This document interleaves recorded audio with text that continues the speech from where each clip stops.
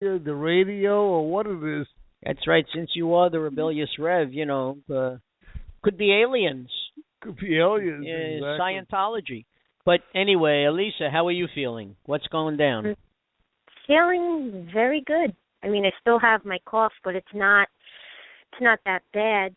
I'm getting, it's getting better, and I've gotten a lot stronger, and all I've been doing is getting up in the mornings and going to work and doing my routine, have Well, her back you- with her routine.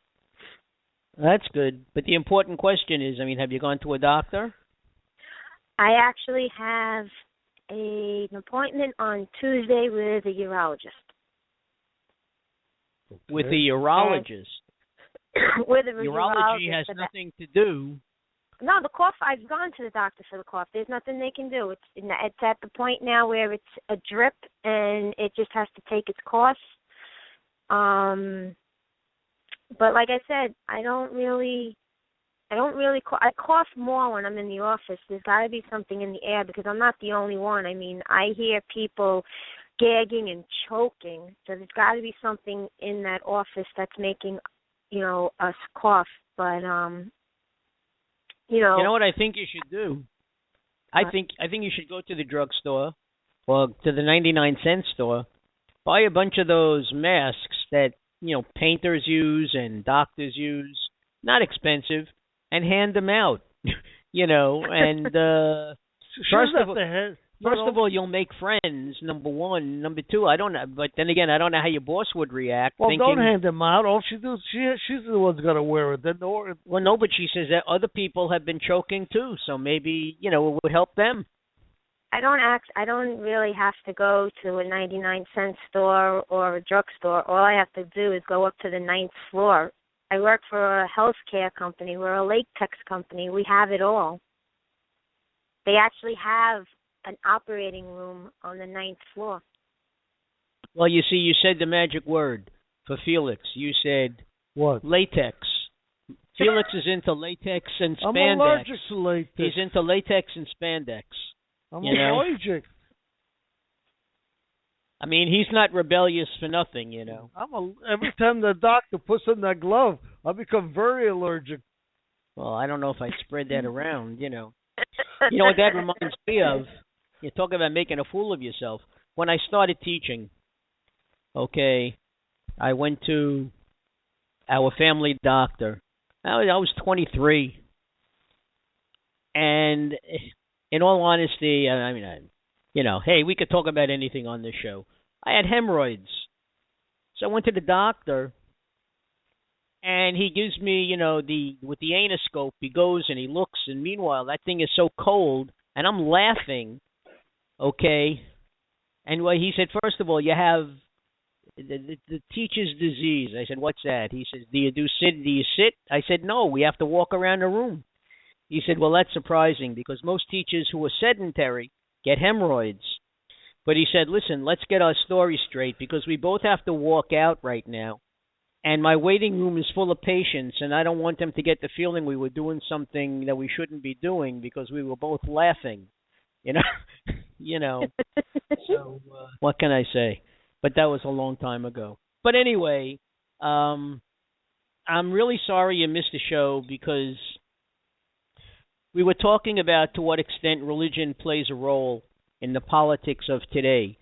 And what Felix and I were saying was that, any headline you pick up, whether it's about Charlie Hebdo or the killing in the kosher supermarket or the fact that ISIS was formed by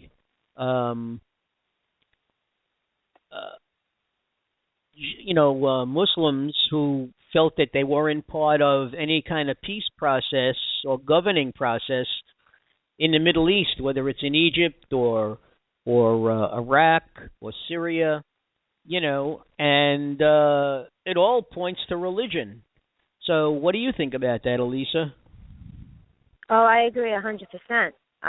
It's not so much politics anymore as it's religion has taken over for the longest time. These freedom fighters, or whatever you want to call them, I mean, what's ever going on in the Middle East, it's all about religion, because they don't have religion like we have. I mean, it's like ISIS. These terrorist groups, they form their own group. They're groups that are formed, and it's like an occult. It's basically a cult. They think that if they kill, they'll be honored, and if they commit suicide, or if they whatever they do, they're going to be rewarded. That's their religion, and it's sad, because this is what our world is coming to, and nobody can control it. I mean, it's beyond control at this point, and I'm afraid for the next generation, for Samantha's generation. What's going to happen? We're not going to be here, and, God knows what's going to happen. I mean, they're taking people and beheading them for what? For no reason, only because of religion. And, right now they're targeting, not now, but through the years I've noticed, and, going to school and learning history, the Jews have been targeted. I mean, look at the Holocaust and all that. They think that the Jewish people are the weakest people, but yet they're the strongest army out there. I would never want to go against the Israeli army. They'll mess you up. But and not only that, they yeah. No, I was just going to say, but these terrorists, I don't know who they are, where are they coming from. It's like in the past, I guess, 10 years or maybe 15 years, little by little and more, they're coming out, and they're trying to monopolize and take over. But sooner or later, someone is going to become strong enough to say, all right, it's time to fight back. I don't know why they're not doing it now. Well, as far as what you said about the Israeli army, nobody wants to fight the Israeli army, because Israel, small country that it is like totally surrounded by enemies. And more than once they've said, no matter who the prime minister is, that they will do anything they have to protect their country and their people. And they really don't care what public opinion says, okay? Because many times they've been sanctioned by the UN for doing things, okay? From my own personal opinion, am I happy about the expansion into the West Bank? Not really, because all it's doing is provoking the Palestinians. Okay, but the Orthodox Jews who live there say that, well, it's written in the Bible. In the Bible, 5 books of Moses was written by God, and this is the promised land that he promised to us. So it all belongs to us. Yet the world asks, the Jews, the Hebrew, Israel to go back to the 1967 border.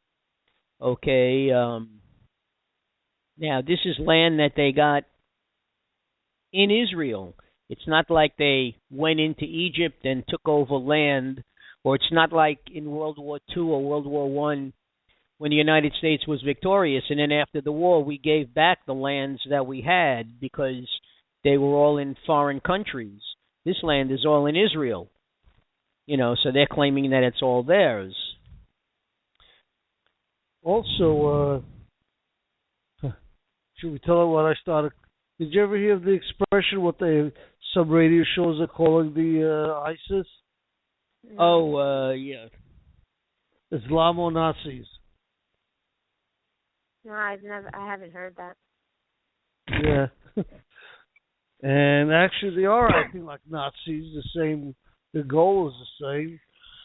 Well, I think that would tend to, again, speaking as a moderate, that would tend to inflame, the moderate Muslims who live in this country, okay, who are as much offended, I guess, by the term Nazi as any American would be, certainly as much as any Jew would be.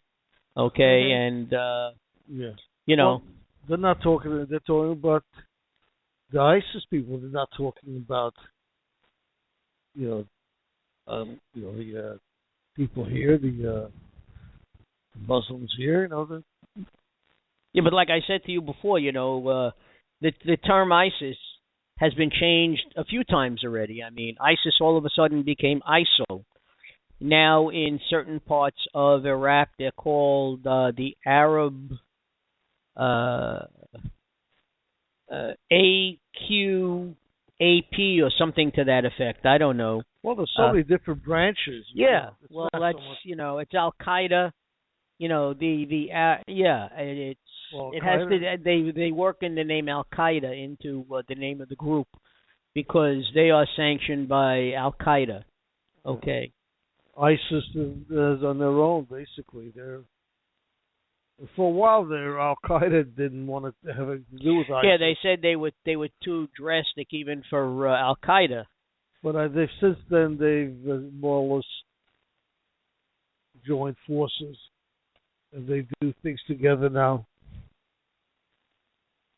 What I don't understand is how, and I mean, when I heard that the woman, the wife of one of the guys, girlfriend, girlfriend, right? She was the wife.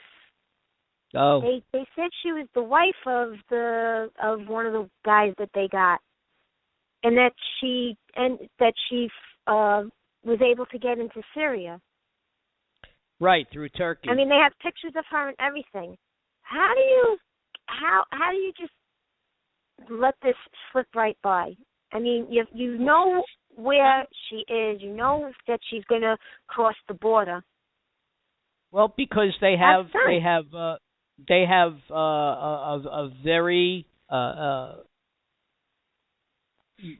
organized underground. Yeah. Okay, that assists them. They commit whatever terrorist act they're going to commit, and then they have a means for escape, some sort of an underground. But she was in Turkey in January 1st or something, way before this all happened.